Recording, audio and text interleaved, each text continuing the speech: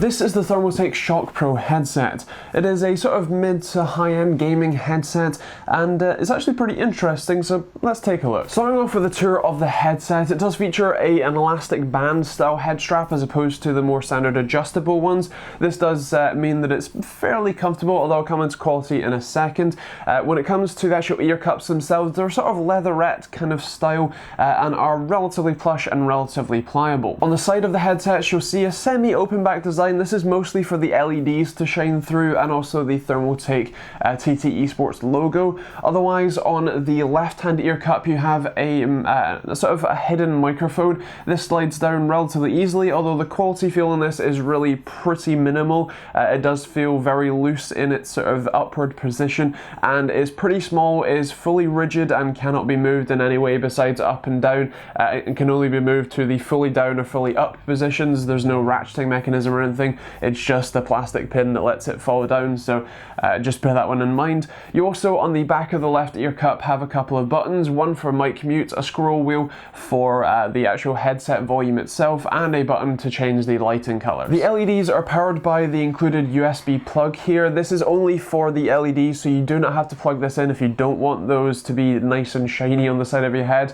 All of the audio is done through the two 3-pole cables for the headset and the microphone. They do include a dual 3-pole to 4-pole adapter if you do want to use this with your smartphone, or if your laptop only has a 4-pole adapter, so that's perfectly fine. In terms of the headset's weight, it is actually pretty light, which is kind of nice, and overall the actual quality feel of the headset is pretty minimal. The overall sort of headbands are metal, but the side of the ear cups are what feel like fairly cheap plastic, and as I mentioned, especially on that microphone boom arm, it's really pretty limited quality on both the mechanism and how it's held in there, and the overall just material design as well. When it comes to the audio quality and the listening experience for the headset, I was actually pretty impressed. The quality is actually pretty decent, and while it's not the best headset I've ever listened to, or that sort of thing, especially for its price, it certainly isn't bad.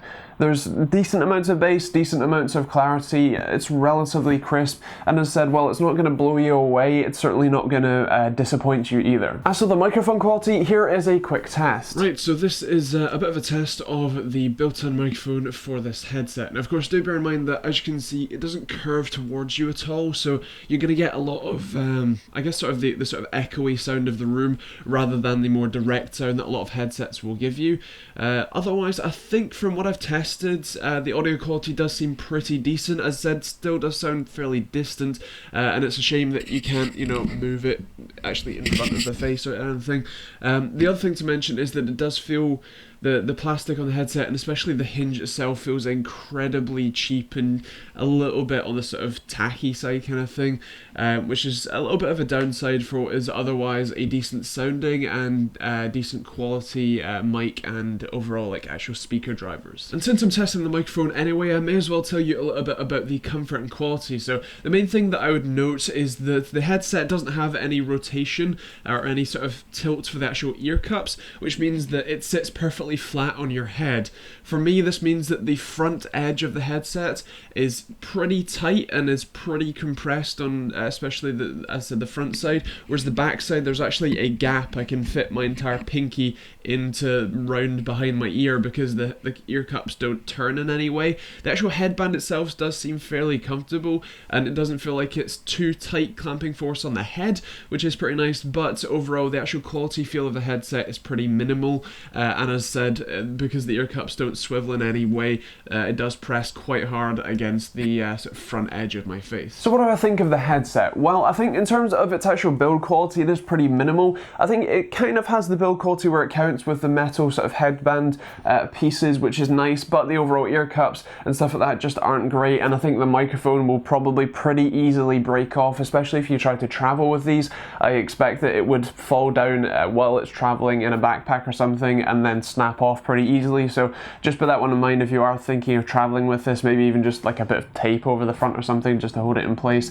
But either way, that's the quality side. In terms of the sound quality, I think it's actually pretty decent for its price. I don't really like the USB implementation just for the lighting, but if you do, then that's there for you. You don't have to plug it in at all, so that is, I suppose, quite nice. And yeah, overall, it's a decent headset for its price. I don't know that I highly recommend it in terms of the premium audio experience, but I suppose that's what the more budget price point gets you. Moving on to the scoring for me, this is going to be a 4 for value for money. I think it has to be a 4.5 for performance with a 4 for functionality. In terms of styling for me, this is going to be a 3.5, and I think a 4 for TechteamGB score and a silver reward. It's an impressive quality headset and a decent enough price point, but the actual build quality itself is relatively limited. I'd like to see a better implementation for that microphone especially. If you're interested in seeing this headset, then there will be a link in the description down below for you to check it out if you want to check out the pricing when and where you watch this. And otherwise, that is pretty much it. So hope you enjoyed the video and found it useful and informative. There are some other videos over here for you. If you want to support me making these videos on a Monday, Wednesday, Friday basis, then feel free to take a look at the Patreon links in the description down below, as well as the general Amazon and Overclocks UK affiliate links there too. There's a couple of other bits and pieces down there as well if you're interested. Otherwise, that is pretty much it. If you're new to the channel, feel free to hit that subscribe button, and I'd love to hear what you think of the headset in the comments down below. Is this something that you'd be interested in picking up for yourself, or are you more of the high quality kind of fan? Let me know down below. Otherwise, that is pretty much it. As I said, check out the other videos over here, or feel free to just leave it on autoplay. I will see you all in the next video.